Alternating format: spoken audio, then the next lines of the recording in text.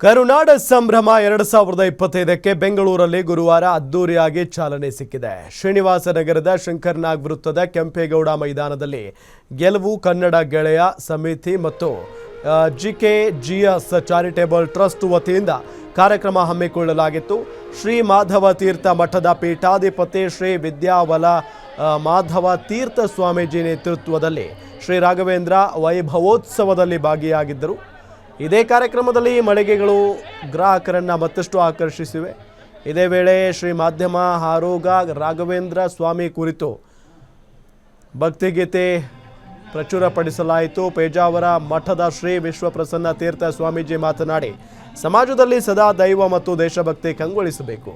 ಗೆಲುವು ಕನ್ನಡ ಗೆಳೆಯ ಸಮಿತಿ 15 ವರ್ಷಗಳಿಂದ ದೇಶ ಮತ್ತು ದೈವ ಭಕ್ತಿಗೆ ಸಂಬಂಧಿಸಿದ ಕಾರ್ಯಕ್ರಮ ಆಚರಿಸಿಕೊಂಡು ಬರ್ತಾ ಇರೋದು ಶ್ಲಾಘನೀಯ ಅಂತ ಹೇಳಿದರು. ಅವರು ಕೂಡ ಬಂದು ಗುರುಗಳಲ್ಲಿ ಆಶೀರ್ವಾದವನ್ನ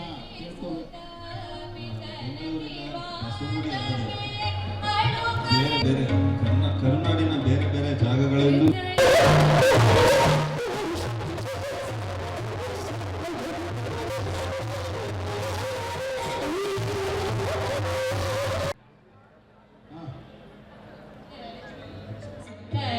ಅಂಧ ಸಮಾಜ ಹಾಳಾಗಿರ್ತಾರ ಇಲ್ಲ. ನಮ್ಮ ಗೆಲುವು ಕನ್ನಡ ಗೆಳೆಯರ ಸಮಿತಿ ಅಂಧ ಸಮಾಜ ಹಾಳಾಗಿರ್ತಾರ ಇಲ್ಲ. ನಮ್ಮ ಗೆಲುವು ಕನ್ನಡ ಗೆಳೆಯರ ಸಮಿತಿಯು ಈ 15 ವರ್ಷಗಳಿಂದ ಕರುನಾಡ ಸಂಭ್ರಮವನ್ನು ಆಚರಿಸ್ತಾ ಜೊತೆಯಾಗಿ ಕರುನಾಡ ಸಂಭ್ರಮ ಅಂತಂದ್ರೆ ದೇಶಭಕ್ತಿ, ಆ ದೇಶಭಕ್ತಿಯನ್ನು ಜೊತೆಯಾಗಿ ದೇವಭಕ್ತಿಯ ಜೊತೆಗೆ ಮೇಳೈಸಿ ಮಾಡ್ತಾ ಇದೆ. ಇದರಿಂದಾಗಿ ನಮ್ಮೆಲ್ಲರಿಗೂ ಕೂಡ ಸಕಲ ಬಗೆಯ ಯಶಸ್ಸು.